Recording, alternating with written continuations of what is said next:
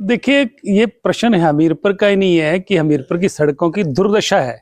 ये ठीक है, आप कह रहे हैं कि मुख्यमंत्री का नाम के लिए ये मुख्यमंत्री का जिला है, परंतु मुख्यमंत्री जिला हमीरपुर के होने के बावजूद भी कितने बार जिले में आते हैं और कितनी सुध लेते हैं।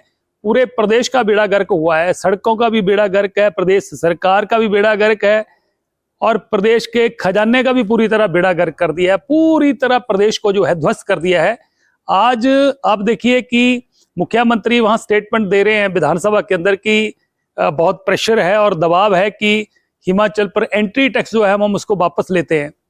तो इसलिए आज मैं कहना चाह रहा हूं कि इस ये मुख्यमंत्री दुनिया भर के झूठे आदमी हैं, विधानसभा के अंदर झूठ बोलते हैं। आज जितनी गाड़ियां हिमाचल प्रदेश में प्रवेश कर रही हैं उनसे नई दरों के हिसाब से पैसे लिए जा रहे हैं और लोग परेशान हो रहे हैं। इवन कि हिमाचल प्रदेश की गाड़ियों के जो कमर्शियल व्हीकल हैं, ट्राले हैं, उनसे भी 170 रुपया जो है चार्ज करना शुरू कर दिया है। इसलिए प्रदेश की जनता जो है इस सरकार से परेशान हो चुकी है। तरह तरह के टैक्स लगाए जा रहे हैं और प्रदेश की जनता को परेशान किया जा रहा है। प्रदेश का खजाना पूरी तरह खाली हो चुका है। प्रदेश में पहली दफा जो देखने को मिल रहा है कि प्रदेश की ट्रेजरी पे ताले लगे हैं, ठेकेदारों की पेमेंट नहीं हो रही है, प्रदेश का कर्मचारी परेशान है, प्रदेश के कर्मचारियों को उनके लाभ नहीं मिल रहे हैं।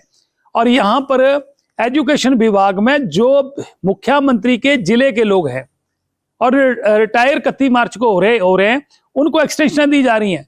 एक्सटेंशन एक डिप्टी डायरेक्टर को एक्सटेंशन 31 तारीख को एक्सटेंशन 6 महीने की दी जाती है और एक सुपरडेंट को दोबारा से री एम्प्लॉयमेंट करके एक सुपरडेंट को वर्क सुपरवाइजर एजुकेशन में रखा जा रहा है। वर्क सुपरवाइजर पीडब्ल्यूडी में हो सकता है, परंतु यहां तो एजुकेशन में भी नए नाम दिए जा रहे हैं। प्रदेश मतलब ये सरकार नाम की कोई चीज नहीं है। और मैं तो ये कहूंगा कि इस सरकार में कोई एक तबका मित्रों को छोड़कर कोई एक तबका ऐसा नहीं है जो इस सरकार से खुश हो। इसलिए आज प्रदेश की सड़कों की दशा देख लो, आज काम की दशा देख लो, विकास देख लो, पूरी तरह प्रदेश को ध्वस्त कर दिया है। और हिमाचल प्रदेश में अघोषित इमरजेंसी, एक किस्म की आर्थिक इमरजेंसी जो है लग चुकी है। देखिए, कोल्ली से लेके पक्कापुर तक जो बाईपास है उसकी हालत बहुत ही दयनीय है। इसके संदर्भ में व्यापार मंडल ने पहले भी एक्शन से हमने इस विषय में पूछा था, तो लगभग 1-1.5 माह हो गया है। तब उन्होंने कहा था 1 हफ्ते में कार्य हो जाएगा, लेकिन अभी तक ये कार्य नहीं हो पाया है।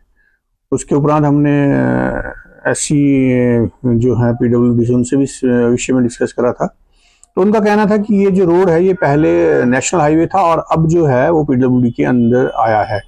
पीडब्ल्यूडी के मेरे को लगता है अंदर आए भी इसको 2 महीने के आसपास हो चुके हैं। जिला हेडक्वार्टर है, मुख्यमंत्री का जिला है और जो रोडों की हालत इतनी दयनीय होती है, बहुत ही शर्मिंदगी की बात है कि उदासीन रवैये की वजह से लोगों की परेशानी की तरफ ध्यान नहीं दिया जा रहा है। तो एक्टिव होकर डिपार्टमेंट को इसे तुरंत करना चाहिए, लेकिन अभी भी वो निंद्रा में सोए हैं। लोगों को इतनी परेशानी हो रही है, 2 पहिया वालों को भी इतनी परेशानी हो रही है, बहुत से एक्सीडेंट भी हो रहे हैं, लेकिन वो कोई ध्यान नहीं दे रहे हैं। आपने चलो ये तो शहर के बाहर की बात करो, बीच शहर में जो रास्ता है, जो सड़क है, उसकी हालत ऐसी कि आप जब पैदल चलते हैं तो पैदल भी आप ढंग से नहीं चल पाते। बुजुर्ग लोग हमारे चलते हैं तो कई बार वो गिर चुके हैं क्योंकि वो बीच में ऐसे खड्डे हुए पड़े हैं शहर के अंदर, उसको भी अभी तक वो रोड को रिपेयर नहीं कर पा रहे हैं। सभी कहते हैं मुख्यमंत्री का डिस्ट्रिक्ट हेडक्वार्टर है और यहाँ की रोडों की ये हालत है।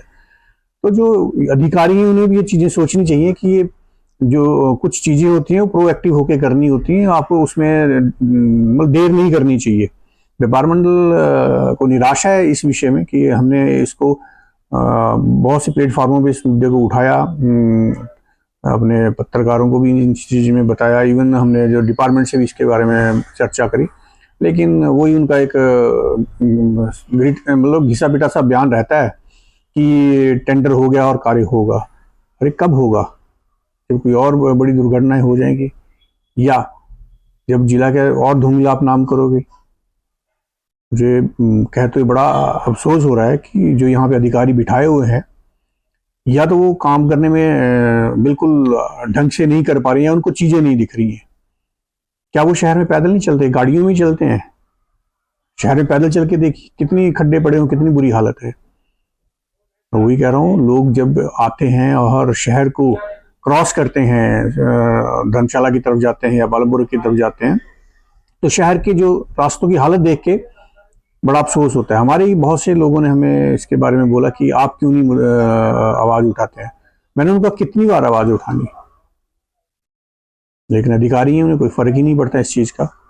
मैं फिर विनम्र निवेदन करूंगा अधिकारियों से कि तुरंत इसका संज्ञान लें और तुरंत इसको करें।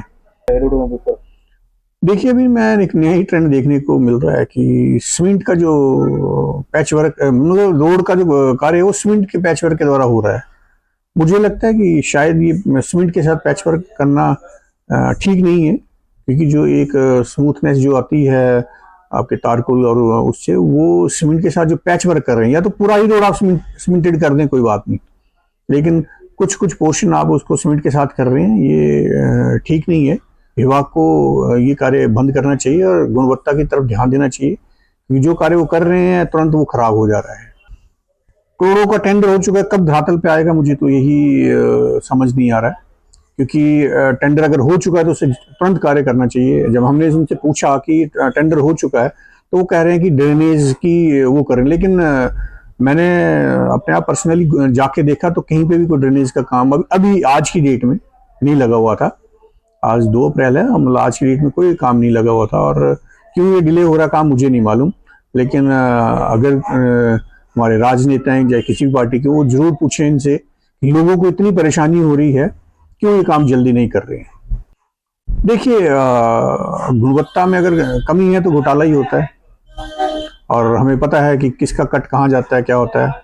हम तो पीडब्ल्यूडी मंत्री विक्रमादित्य से भी आग्रह करेंगे, इतने यंग हैं, इतने डायनामिक हैं, वो उसकी तरफ भी ध्यान दें। हमीरपुर जो है मुख्यमंत्री का जिला, लेकिन रिस्पॉन्सिबिलिटी आपकी भी है, क्योंकि पीडब्ल्यूडी विभाग के मुखिया आप हैं। आप प्लीज इसकी तरफ ध्यान दें। और बहुत गलत मैसेज जो है लोगों की तरफ जा रहा है कि यहाँ के अफसर बिल्कुल उदासीन हैं, लेकिन 6 महीने से जो सड़क खराब थी, जो अभी 2 या 3 महीने में पीडब्ल्यूडी के अंदर आई है, उनके उसकी हालत बहुत ही दयनीय स्थिति में है। देखिए, पहले ये रोड जो था ये NHI के पास था, और NHI पे तो बहुत ही गंभीर आरोप लग चुके हैं, मतलब क्वालिटी पे और बाकी चीज़ों पे भी, कि NHI अपनी मनमर्जी करती है। और जब तक ये रोड उनके हाथ में था तो भी इसी रोड की यही हालत इन्होंने कर रखी थी, और अब पीडब्ल्यूडी के पास आया तो हमें आशा थी कि ये पीडब्ल्यूडी के पास जब रोड आएगा तो अच्छा हो जाएगा, जल्दी से कार्य होगा। लेकिन वो तो उनसे 2 कदम और आगे चल रहे हैं कि इस रोड को अभी तक कोई भी इस पे कार्य नहीं हो रहा है। देखिए, सांसद महोदय की तो चलो मैं बात मानता हूं कि उनका भी गृह जिला है और वो यहाँ से जाते हैं, और उन्हें भी इस चीज मुद्दा उठाना चाहिए, जबकि उन्होंने ये जो आबादेवी वाले रोड का मुद्दा संसद तक में उठाया था। लेकिन होता क्या कि इम्प्लीमेंटेशन जो है वो करते हैं अधिकारी।